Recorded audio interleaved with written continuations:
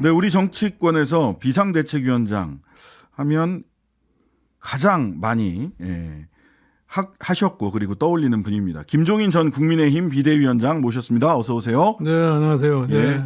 안녕하세요. 하이킥의 첫 출연이십니다. 예, 종종 다음에 또 모시도록 하겠습니다. 예, 자 먼저 현안 뭐 한 가지 정도 여쭤보고 본격적으로 말씀 들어가겠습니다. 민주당이 이동관 방통위원장과 검사 2명에 대한 탄핵안 재발의했는데 오늘 오전에 이동관 위원장 자진 사퇴했고 대통령이 사의 표명을 받아들여가지고 네. 물러났어요. 어떻게 그러니까 보세요? 뭐좀 예. 민주당의 경우에는 탄핵을 재발의했다가 이런 상황이 되면 굉장히 허탈할 거고. 네. 그럼 왜 갑자기 이동관 위원장이 그동안에 버티다가 사의를 표명하고 그게 수리가 됐냐면은 네. 제가 보기에는 지난번 그 여성부 장관 지명자로다가 있었던 김행 씨가 그분도 한동안 버티다가 결국 가서 이 강서 보궐선거 끝나서 패배를 한 그 다음날 바로 사퇴를 해버리고 그게 수용이 된 거 아니에요? 예. 이번에도 내가 보니까 무슨 지금 엑스포 유치 실패를 해서 분위기고 나쁘고 하는 데서 이런 문제가 생기니까 이동관 위원장 스스로가 좀 상황을 좀 제대로 인식을 하고서 사의를 표명을 했고 네. 대통령도 역시 전반적인 분위기를 보스 쪽에 이거 받아들여야 되겠다고 생각하니까 사표를 수위를 하지 않았나 이렇게 생각을 해요. 방통위 하나에 대한 문제가 아니라 사실은 전반적으로 그런 거죠. 조금 더 폭넓게 봐야 된다. 전반적인 민심의 이반이 있기 때문에 더 이상 못 버틴 거다. 국민들의 민심 이반 때문에. 자, 근데 국민의힘 안으로 이제 들어가서 본격적으로 여쭤보면 뭐 혁신위, 공관위, 당무, 감사, 당 대표 굉장히 혼란스럽습니다. 왜 이렇게 혼란스러운 겁니까? 근본적인 원인은 뭘까요? 그러니까 지난번 강서 구청장 보궐선거에 나타난 표심을 갖다가 제대로 인식을 못 해가지고서 뭐 당이 그거에 대한 무슨 수습책을 내세울 수 있는 것처럼 해가지고서 혁신을 발족을 했고 그 혁신위가 뭐를 하는데 실질적으로 혁신을 할 만한 주제가 별로 없어요. 그러니까 결국 가서 무슨 공천 영남 지역에 있는 유력 의원들이 뭐 섬진 수도권으로 와라 하는 이런 정도부터 시작을 한 거 아니에요? 그랬죠. 그리고 무슨 제일 처음 시작한 것이 이준석 전 대표고 그다음에 징계를 받은 몇 사람에 대한 무슨 대사면 했다고 그러는데 그게 벌써 이 당이 좀 우스운 짓을 시작을 한 거예요. 우스운 짓입니까? 네, 그러니까 사실은 지난번 강서 구청장 선거에 나타난 표심이라는 것은 지난 1년 5개월에 걸친 윤석열 정부에 대한 평가라고 판단을 해야 돼요. 당의 문제가 아니라. 당의 문제가 아니라 용산의 문제다. 네. 예를 들어서 윤석열 대통령이 취임 하고 나서 한 달 만에 실시한 소위 지자체 선거에서 52%를 얻어가지고서 김태우 씨가 당선이 되지 않았어요. 예, 강서구청장. 그리고 사실은 오세훈 시장도 엄청난 표차로다가 당선이 됐어요. 그랬던 그 강서구가 집권 1년 5개월 만에 한 선거에서 21대 총선에서 나타난 그러한 표차가 나온 겁니다. 17%. 예, 예를 들어서 보면은 강서구의 전체 선거구가 투표도가 20개인데 그중에서 16개에서 10% 이상 졌어요. 그리고 나머지 4개에서도 5% 이상 졌다는 얘기예요. 그러니까 이제 소위 선거 예측을 갖다가 엄청나게 착각을 한 거죠.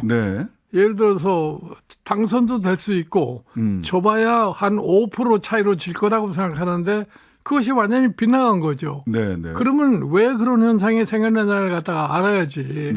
1년 5개월 만에 한 선거에서 나타나는 현상이라는 것이 뭐냐. 그러니까 국민들이 표로다가 나타나는 표심을 제대로 분석하고 거기에 대한 어떠한 반응을 보일 거냐를 생각을 해야 하는데 그냥 엉뚱하게 뭐 당의 혁신을 한다는 식으로 가가지고서 결국은 뭐를 혁신할 거냐는 주제도 없는 거 아니에요? 네. 그러니까 일단 그 순간적인 책임을 모면하기 위해서 소위 김기현 대표께서 혁신위를 발족을 시켜가지고서 뭐 정권을 부여한다 이런 얘기를 한 거 아니에요? 이뇨한 위원장한테 정권을 네. 부여한다라고 얘기를 했었죠. 걔네 이뇨한 위원장이 날 찾아왔을 때 내가 그러겠어요. 네. 당신은 아무 권한이 없어. 아, 그렇게 얘기하셨어요? 네. 예를 들어서 당신이 위원장이라고 그러지만 그 위에 당 대표가 있고 네. 또 그 위에 가면은 대통령도 있고 네.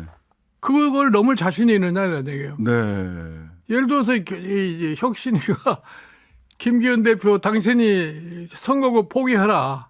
근데 김기현 대표라는 사람도 자기도 정치적인 야망이 있는 사람인데 예. 그 쉽게 포기하겠어요? 네. 그리고 사실은 영남의 소위 유력 의원들이라고 하는 사람들이 네. 수도권에 와서 당선된다는 보장이 없어요. 네. 네. 그럼 그 자체가 뭐냐면은 당신네들 이제 정치 그만두라는 소리인데 예. 그동안에 정치한 사람들이 정치를 그만둘 수 있겠어요? 그리고 예를 들어서 무슨 장제원 의원 같은 사람은 네.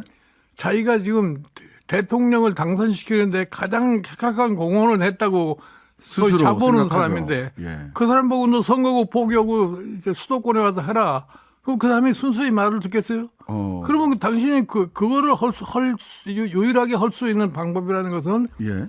대통령을 당신이 만나서 네. 대통령이 어떠한 생각을 가지고 있는 그 견해를 듣고 확실한 권한을 갖지 않은 이상은 혁신위원장이 할 일이 아무것도 없단 말이야. 아, 그 얘기를 직접 하셨어요? 네, 해줬어요. 이뇨한 위원장 뭐라고 그러던가요? 뭐 할 수 있답니까? 그래도 안 자기 말로는 대통령을 면담을 하려는데 잘 안 된다고 그러더라고요. 아. 예, 그럼 벌써 그때부터 틀린 거네. 그러니까 기본적으로 얘기를 해서 여당이라는 정당이 예. 비대위 체제를 자꾸 만든다는 자체가 비정상적인 거예요. 아, 국민의힘이. 이게 제일 처음 잘못한 것이 뭐냐. 네. 여당이 대표를 갖다가 뭐 사소한 문제를 끄집어내 가지고서 징계를 해 가지고서 이준석 전 대표 비대위 체제로 바꾼 네. 거기서부터 이 국민의힘이라는 것은 실수를 한 거라고요. 아. 근데 이게 워낙 그 뭐 여당이다 보니까 대통령의 의중이 이준석 전 대표를 쳐내고 뭐 김기현 대표를 새로 세우고 하는데 전부 다 대통령의 의중이 들어간 것으로. 다 당연히 그런 거죠. 예를 들어서 김기현 대표가 될 적에 네. 대통령의 의중이 아니었으면 김기현 대표가 될 수가 없었어요, 당시에. 예. 여론조사가 두 자릿수도 안 나왔었으니까. 그러니까 지금 보면은 내가 그래서 지금 이번에 이거 강서 이 보궐선거 끝나고 난 다음에 무슨 비대위 어쩌고 얘기를 해 그래. 예. 다른 건 그만두고라도 예. 지난 2011년에 서울시장 보궐선거에 소위 나경원 후보가 나가서 지고 난 다음에 네. 그 당시에 한나라당이 비대위 체제로 가졌어요. 네. 그 비대위 체제로 가는데 걸린 시간이 한 달 반 이상 걸렸어요. 아, 비대위로 가기까지. 네. 그때 12월 26일 날 선거를 했는데 네. 비대위가 12월 중순대에서 한 거예요. 네네. 그래서 제가 이번에도 우리가 돌아가는 모양을 보니까 네. 김기현 대표는 대표 자리를 유지하려고 그러고 예, 물러날 생각이 전혀 네. 없으시더라고요. 지금 이뇨한 위원장이 혁신 방안을 여러 가지 내는데 하나 더 안 먹히니까 어저께 갑자기 뭐 자기한테 공관위원장 자리를 갖다 달라 그러니까 그거 거부하지 않았어요? 예, 2시간 만에. 그래서 지금 당이 오히려 더 혼란 속에 빠졌다. 아. 그래서 내일보게 이달 중순쯤 돼 가지고서는 예. 어떠한 모습으로 다시 나타날지는 아직까지 예측이 불가능해요. 경우에 따라서 이제 김기현 대표도 이뇨한 위원장도 둘 다 물러나는 그런 상황이 오지 않을까 하는 생각이. 둘 다 물러날 가능성이 있다. 그러면서 사실 뭐 비대위 체제로 가느냐, 선대위 체제로 바로 넘어가느냐, 뭐 이런저런 얘기들이 있는데 여기에 한동훈, 원희룡, 투톱이 등장을 하면 당이 처한 어려움, 국민의힘이 처한 어려움을 좀 극복할 수 있지 않겠느냐. 내가 보기에 그 사람들이 뭐 비대위원장이 되든지 공관위원장이 되든지 예. 구체적으로 할 수 있는 게 뭐가 있겠어요? 원희룡, 한동훈 둘이 같이 해도 뭘 할 수 있는 게 없다. 그걸로 타겟책이 없습니까? 솔직히 얘기해서 지금 예. 혁신위원회 안도 하나 더 받아들이지 하고 있는데 네. 지금 그 사람들이 할 수 있는 것이 뭐가 있겠어요? 그리고 솔직히 얘기해서 한동훈, 원희룡 이 사람들에 대한 자기들이 당에서 생각하는 속으로 일반 국민들의 인식이 어떠냐에 대한 지금 판단을 못 하고 있는 거예요. 아, 그래요? 지금 보면 국민의힘도 그렇고 한동훈 장관도 이렇게 행보나 이렇게 보면 국민들이 굉장히 압도적인 지지를 적어도 한동훈, 원희룡 두 사람한테는 주고 있다라는 걸 전제로 움직이는 것 같은데. 아니 그러니까 엄청난 착각을 하는 거죠. 아, 착각입니까? 이번에 예. 소위 부산 엑스포를 갖다가 예. 준비하면서 마치 우리가 부산 엑스포를 갖다가 뭐 2차 투표에 가면 이겨서 가져올 수 있는 다 된 것처럼 했고. 생각하는 거라 비슷한 거예요 지금. 아, 그래도 한동훈 장관은 보면 그 여론조사 차기 정치 지도자 조사하면 그래도 그 여당 쪽에서는 제일 앞서 있던데. 여당 쪽에서 제일 앞서 있는 거고 전반적인 국민이 어떻게 지금 반응을 보이느냐고는 별개의 사항이에요. 아. 지금은 솔직히 얘기해서 한동훈 장관도 그렇고 원희룡 장관도 그렇고 예. 자기네들이 비대위원장이 돼가지고 뭘 하려고 그러면 실질적으로 윤석열 대통령하고 얼마만큼 차별화를 할 수 있느냐를 알아야 되는데 네네. 그 사람들이 지금까지 행위를 봤을 적에 차별화할 수 있는 능력이 있다고 생각을 하세요? 아, 역시 아까 강서구청장 선거 때부터 봤을 때 대통령이 바뀌고 용산이 문제인데 차별화를 못한다면 뭐 어떤 얼굴이 와도 아무 소용이 없다. 아무 의미가 없는 거죠. 뭐. 아, 예를 들어서 지난 2011년에 박근혜 비대위가 성공할 수 있었던 것은 뭐냐면 네. 박근혜가 이명박 대통령하고 차별화를 하도록 당을 마음대로 바꿨기 때문에 그랬죠. 가능했던 거네. 예. 그런데 원희룡 한동훈으로는 대통령과 차별화 불가능하다. 내가 보기에는 그 불가능하다고 봐요. 불가능하다. 착각 속에 빠져 있는 거다. 지금 둘이 맡으면 어떻게 될 거냐 하는 거는. 자, 그 결국은 대통령의 문제다라는 말씀을 쭉 하셨는데 임기 3년차 앞둔 시점에서 대통령실 수석들 다 바꾸고 어쨌든 간에 새로 내각도 다 이제 12월 달에 다 바꾼다 이런 얘기를 하신단 말이죠. 뭐 어떻게 변화의 조짐이 좀 있습니까 지금? 아니 사실은 내가 늘 하는 소리가 있어요. 네.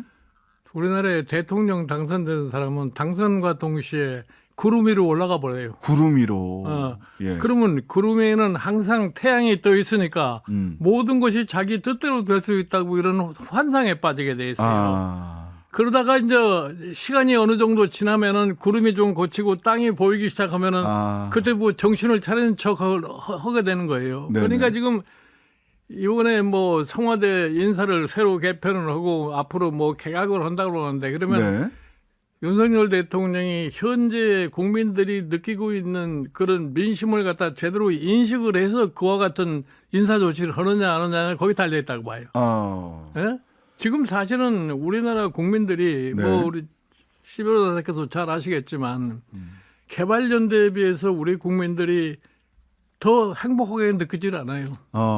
7, 80년대보다도 행복한 느낌이 없다. 그렇지. 왜냐하면 지금 한 80%에 해당하는 사람들이 미래의 희망이 별로 없다고 생각하는 거 아니에요. 네. 이제 그런 결과로 나타나는 것이 뭐냐면은 출산율도 세계에서 제일 꼬레벨에 놓여 있고, 그렇죠. 금년에는 뭐 0,7도 겨우 될까 말까 하는 이런 맞습니다. 상황이죠. 예. 노인 빈곤율 OECD에서 최고로 높죠. 네. 자살률 OECD에서 최고로 높죠. 네.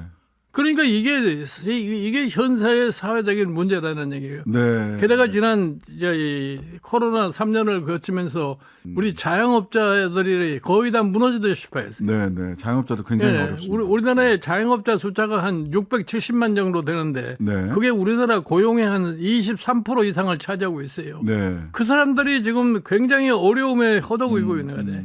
그런데 그 사람들에 대한 희망이 아무것도 없어요. 네. 예를 들어서 그 사람들이 지난번에 윤석열 대통령 정부가 탄생할 적에는 그래도 자영업자들 지지가 새로운 많았죠. 정부가 오면은 무슨 자기네들에게 어떤 좀 유리한 그런 정책이 나올 거라고 생각하는데 그런 게 나온 게 없다 이런 얘기예요. 네. 그러니까 민심이 돌아가지는 않는 겁니다. 먹고 사는 문제, 민생 문제, 국민들을 행복하게 해야 되는데 그걸 제대로 못 그게 하고 있다. 안 되는 거죠. 자, 그러면 내치하고 당 얘기했으니까 좀 외교 쪽도 한번 부산 엑스포 유치 관련해서 정말 여러 가지 문제가 그 안에서 좀 볼 수 있는 게 있는 것 같아요. 나는 사실은 이번 참 부산 엑스포 유치를 하면서 네. 하도 열심히 늘 노력을 하기 때문에 내가 공개적으로는 얘기 안 했지만 내가 사석에서 만나는 사람마다 이건 절대 안 된다 이런 얘기를 했어요. 네. 우리가 이 국제간의 관행을 놓고 봤을 적에도 지금 2025년도에 오사카 그렇죠. 엑스포가 있어요. 예. 근데 그 다음 엑스포를 갖다 똑같은 지역에 줄 수가 없어요. 아시아 지역에 연속해서 2번 주는 건 네. 어차피 불가능한 네. 일이었다. 그거 불가능해요. 그냥 그런 거에 대한 개념이 없는 거죠. 그리고 없어요, 아주. 실질적으로 지금 국제 전반적인 질서가 바뀌는 게 뭐냐 할 것 같으면 네. 옛날에 별로 힘을 발휘하지 못하던 소위 글로벌 사우스라고 지구 남반부가 네. 옛날에 비해서 상당한 힘을 가지고 올라와 있는 거예요. 예, 뭐 아프리카. 근데 우리는 지금 그런 거에 대한 외교의 개념이 없어요. 그저 뭐 미일 한밀. 외교만 하면은 그거 모두가 다 해결되는 것처럼 생각하는 거예요. 네. 그러니까 결국 가서 내가 보기에는 대통령이 뭐 본인은 거기에 대해서 조회가 없으니까 그렇다고 치지만 밑에서 대통령을 보호하는 사람들이 대통령을 옳게 보호하지 못한 거예요. 그러니까 대통령이 충격을 받았다고 하는 게 더 충격적이었어요. 예를 들어서 대통령한테 보고 오는 사람들이 계속해서 마치 될 것처럼 보고를 한 거죠. 그러니까 대통령은 그걸 믿고 따라간 거예요. 그러니까 마지막 날까지 무슨 우리가 2차 투표에 가면 될 수 있는 것처럼 전력을 다하자 하는 이런 얘기를 하지 않았어요. 그러니까 사실은 어떻게 보면은 이 대통령으로 하여금 그 BI의 파리 총회에 모시고 가서 PT를 하게 한 우리 외교 당국자들이 참 나쁜 사람들이라고 생각해요. 아, 파리에 가서 했었죠. 아니, 그런 것도 파악을 못하는 사람들이 그러는 지금 와서 지금 황당한 게 뭐냐면은 대통령은 엑스포가 무산된 거에 대해서 대국민 사과까지 하는데 그렇죠. 내각에서 거기에서 책임질 만한 사람이 사의 표명을 하는 사람이 아무도 없다 이러니. 그러니까요. 누가 책임져야 됩니까 이거. 그러니까 이게 도대체 정부가 이렇게 무책임한 정부가 있느냐 생각을 해요. 그런 것이 사실은 민심에 반영이 되면은 그런 것이 전부가 다 나중에 선거에 악영향을 미칠 수 있는 거라 이런 얘기예요. 그러니까 나는 이번에 이 엑스포 문제와 관련해 가지고서 대통령께서 내각 인사에 대한 참 결단을 좀 제대로 내렸으면 하는 이런 생각을 해요. 공동유치위원장인 한덕수 총리가 계시고요. 그다음에 박진 외교부 장관이 실무 담당 장관. 옛날에도 그 보면은 내가 이제 과거에 정부에 있을 때 경험해 본 바에 가면은 무슨 국제적으로 큰 이제 협상을 갖다 하는 데 있어서 우리나라 장관들이 가면은 갔다 와서 하는 소리가 다 잘 된다. 되지도 않은 걸 가지고 잘 된다고 그런 얘기를 해요. 그러면 대통령이 거기 쏘을 수밖에 없어요. 그거를 중간에서 예를 들어서 용산에 있는 비서실에서 그걸 걸러주는 사람도 있어야 되는데 그러니까요. 거기 있는 사람들까지 마치 동조해서 대통령한테 얘기를 하니까 대통령 그걸 믿을 수밖에 없는 거죠. 그러니까 이런 결과가 황당하게 나타날 수밖에 없는 거예요. 네. 하여튼간에 뭐 너무 순방도 잦고 이렇다라고 하는 얘기도 있는데 오늘 또 대통령께서 소위 노조법 2조 3조 개정안 그다음에 방송 3법 해서 4건의 법률안에 대해서 거부권, 제2요구권을 행사를 하셨어요. 벌써 6건인데. 나는 그건 뭐 대통령의 고유의 권한이 비토를 할 수 있는 권한이 있는데 예를 들어 방송법과 관련해서는 사실은 민주당도 책임이 있어요. 뭐 그런 부분은 본인들도 민주당이 인정해요. 방송법을 갖다 제대로 하려고 그랬으면은 자기네들이 집권했을 적에 정상적으로 했어야 되는데 그때는 현존법이 자기네들한테 편하니까 안 한 거예요. 그러니까 지금의 여당도 마찬가지지. 지금대로 가는 게 자기네들이 편하니까 개정하는 걸 반대하는 거예요. 그러니까 결국은 이제 우리나라 이 방송이 앞으로 계속해서 문제가 되는 게 뭐냐면 5년마다 정권이 바뀐다고 그럴 것 같으면 방송이 5년마다 바뀔 수밖에 없어요. 현재 구조에서는. 자, 엊그제 이낙연 민주당 전 대표 만나셨죠. 이낙연. 뭐 신당 창당 논의는 하지 않았다라고 말씀을 하시는데. 아니 나는 도대체 이낙연 대표를 만나긴 했는데 그런 얘기를 한 적이 없어요. 그리고 본인도 얘기를 안 했고 나도 그런 얘기를 안 하는 건데 내가 이제 뭐 과거서부터 참 잘 아는 사람이니까 뭐 만나자고 해서 만나긴 했지만 그러니까 지금 보면은 사실은 이낙연 대표는 민주당의 적을 갖고 있고 민주당에서 의원도 했고 민주당의 대통령 후보도 경선도 했고 했기 때문에 그걸 가서 이낙연 대표는 민주당이 잘 되는 방향으로 같이 노력을 하는 수밖에 없는 사람이에요. 근데 요즘은 뭐 신당 창당 세력들의 공감하고 나도 뭐 때가 되면 뭐 이렇게 자꾸 여지를 남겨셔서 새로 당을 하시려고 하나 하는 이제 추측들이 언론에 많이 나옵니다. 어떻게 보세요? 그러니까 그거는 본인이 무슨 생각을 하는지 모르겠지만 네. 그렇다고 해서 그렇게 신당이라는 게 뜻대로 될 수가 없어요. 지금 신당 창당을 모색하는 쪽들이 많습니다. 지금 뭐 이준석, 금태섭, 양양자 할 것 없이. 지금 신당을 창당하려고 하는 사람 중에서 금태섭 같은 사람은 처음서부터 이 양당 체제의 문제점을 지적을 하고서 네. 새로운 정치 세력을 갖다가 의회에 등장하도록 해야 된다는 이런 취지를 갖고서 네. 시작한 네. 사람이고 네. 이준석 전 대표는 네. 당에서 거의 밀려나다시피 해가지고서 있으니까 자기도 이제 정치 생명을 이어가기 위해서는 네. 어떤 새로운 활로를 찾아야 할 거 아니에요. 네. 그러니까 그 활로를 찾는 것이 뭐냐면 자기도 자기 나름대로의 소위 정치 세력을 갖다가 만들어 보겠다고 시작하는 거예요. 네. 그리고 나머지 뭐 신당이라는 거는 내가 보기에 별로 의미가 없다고 난 생각을 하고. 네. 그러니까 이제 뭐 금태섭, 이준석 그 두 사람이 서로 이제 뭐 의기투합을 해서 하여튼 합쳐나갈 거라고 난 생각을 해요. 예.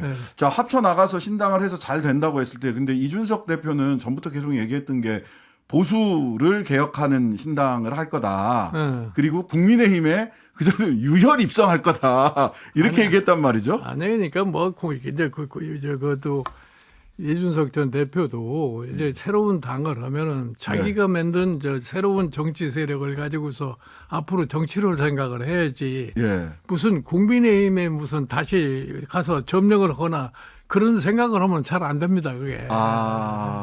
이준석 대표, 전 대표, 우리 꼭 새겨드리십시오. 다시 거기로 간다. 이런 생각하시면 안 된다고 하고. 자, 이재명 대표 흔히 측근이라고 얘기하는 김용 전 민주연구원 부원장 어제 그 법정 구속이 됐어요. 이게 뭐 판결에 대해서는 각자 뭐 판단에 이런 판단 저런 판단이 있을 수 있겠지만 이게 정치적으로는 어떤 영향을 미칠까요? 뭐 정치적으로 영향은 뭐 이재명 대표 스스로가 아마 판단을 해야 할 거라고 난 생각을 해요. 스스로 판단을 해야 된다. 거취에 관련된 자기가 말씀이신가요? 이러한 위치에서 과연 당을 효율적으로 이끌을 수 있겠는가. 그렇게 해서 과연 내년에 총선에서 참 예상할 수 있는 그런 승리를 거둘 수 있는가. 네. 그런 거를 저희 지도자로서 냉정하게 판단을 할 수밖에 없는 거죠. 그렇다.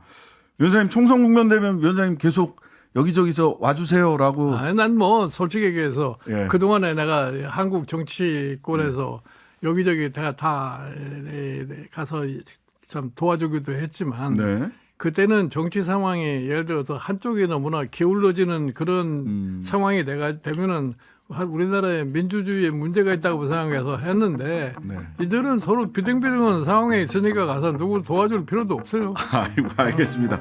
자, 오늘 말씀 여기까지 듣겠습니다. 김종인 전 비대위원장이었습니다. 감사합니다. 네. 감사합니다. 하루 종일 기다려지는 진짜 시사. 평일 저녁 6시 5분 신장식의 뉴스 하이킥.